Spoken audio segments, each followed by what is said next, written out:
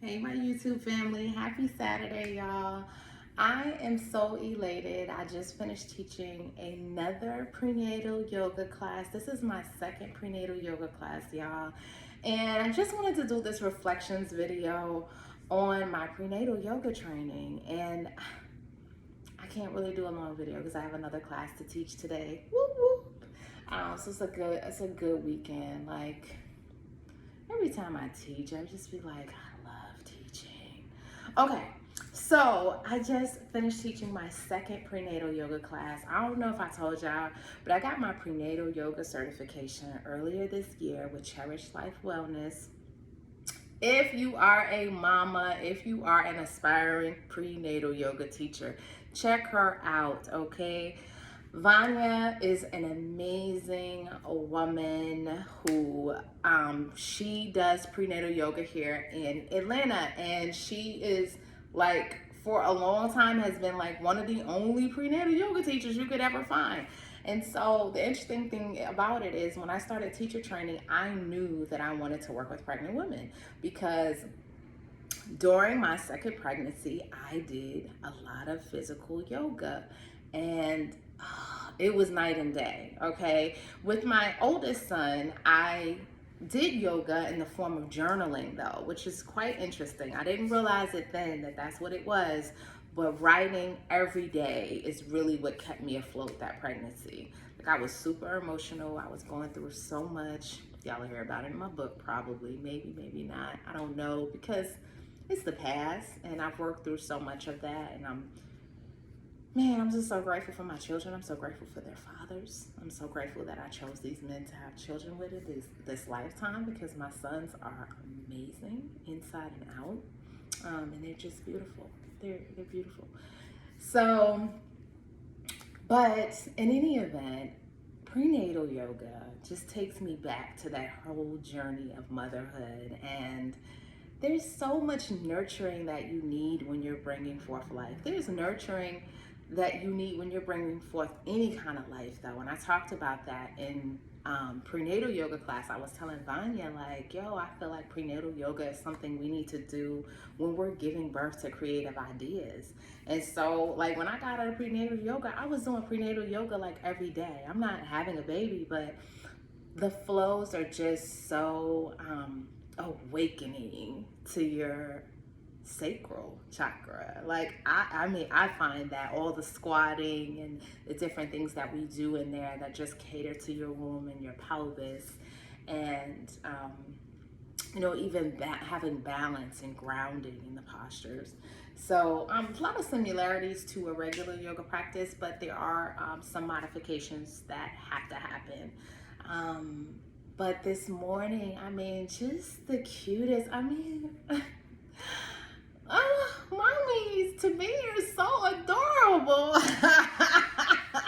And I know people used to be like, I used to get fed up after a while when people be like, you're so cute. Oh, you're having a baby. Oh, let me.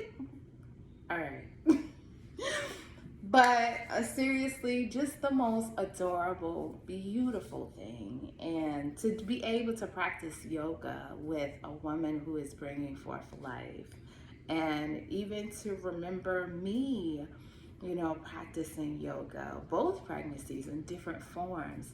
I'm just so grateful this morning, and I realized like how far my journey has been. And so I want to remind you all that prenatal yoga is a new service.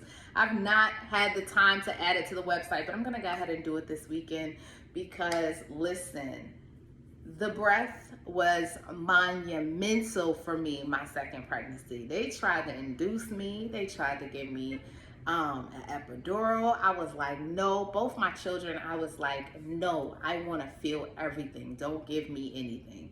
That was just my, and if you chose to have that, or you choose to have that when you have your baby, that's totally your decision. Like, I love that we talked about that in prenatal yoga training. Just the fact that, like, it's your right to give birth however way you feel like you need to. Whatever things that you feel like you need to bring forth life, request it. But for me, a big request of mine was, yo, don't give me nothing, leave me alone. I want to feel everything.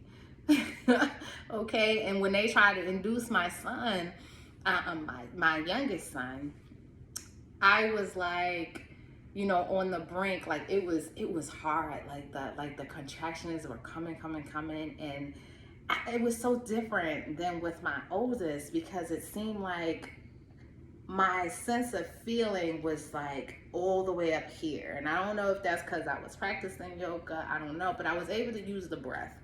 I was able to really use those yoga breaths during that time to keep me from inducing my labor and to keep me fully present in that moment with those contractions, and to be like, all right, he's not ready yet. Let him come when he's ready. Don't let anybody force him to get here. That was my idea, and my son's father was like, "You sure, babe? You sure?" Like, cause he saw me, I was like, "No, I'm good," So he was there the whole time, just kind of holding my hand through, and just kind of asking me, "Are you okay? Are you sure?" Because it was really hard, it was really hard, but my breath is what sustained me, and so I just want to remind you guys that, like, giving birth is one of the most excruciatingly painful things, and at the end of it, there is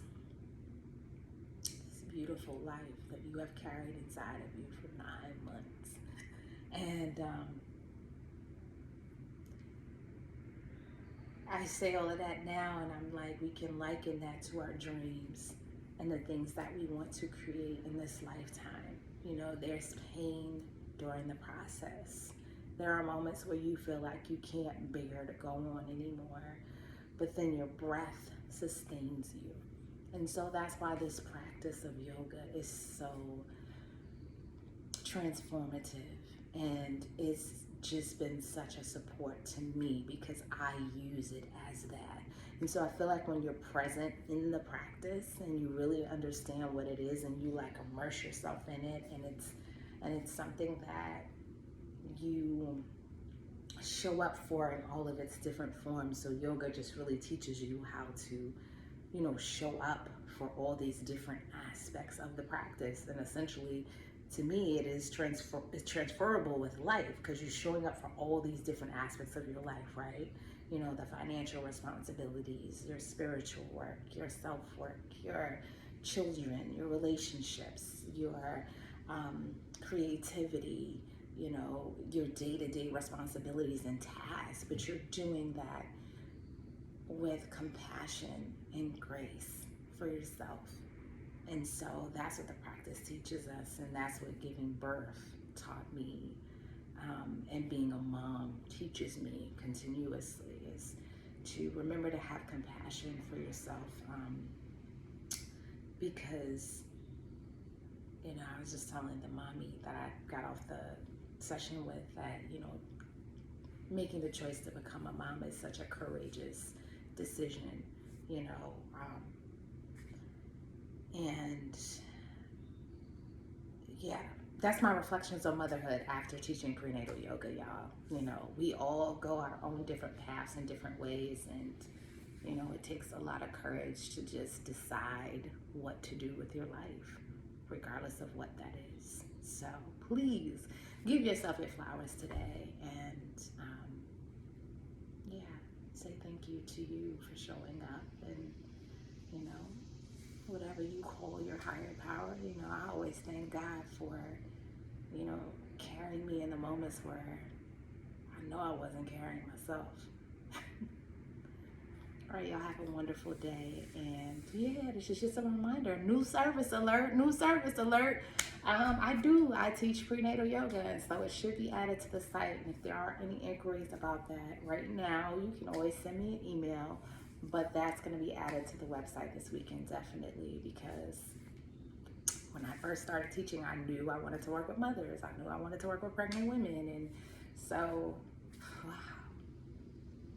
Just to see, like, you never know when things are going to unfold that you want, but you take these steps toward them.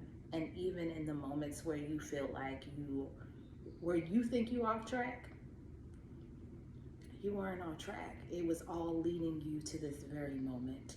And so what I realized is while I started off wanting to help moms and teach prenatal yoga and this and that and the other, it takes you being, for me being in a certain space energetically to give to that mommy and that baby in the belly. And so you definitely want to be in a certain headspace, a certain mind space, a certain energetic space to teach yoga in general. So when I take breaks, y'all, take the teachers that take breaks, you want to go to their classes because you know that they're giving you all the good energy that they have, and they're not depleted, right? And so when we practice yoga with people, that's an exchange of energy.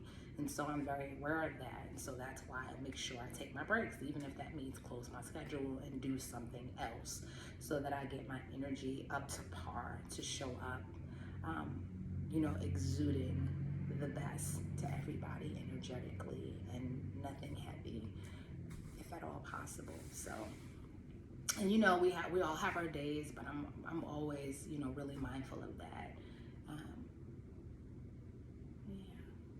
So gratitude on this Saturday. Let me know what y'all are doing. Let me know if there are any things that you have kind of connected the dots with as far as your life goes, like stuff that you wanted for yourself that you were like, oh man, this is taking forever, or you realize like, yo, I always wanted to do this, and then you're in that place now, or something is leading you right to that very seed that you planted, a year ago, 2 years ago, a decade ago, or however long it's been. Let me know if there's anything like that for y'all.